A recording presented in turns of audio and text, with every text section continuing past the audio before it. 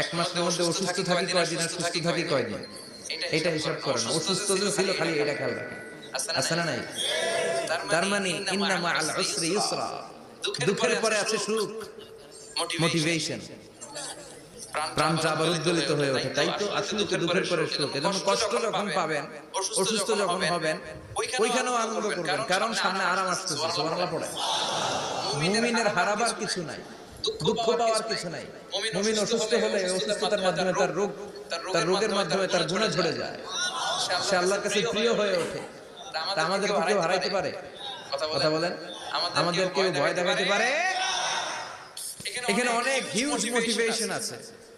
যারা হতাশ, যাদের জীবন ভালো লাগে না, মরে যেতে মনে চায়, গার্লফ্রেন্ড গালি দিচ্ছে, আছে না নাই?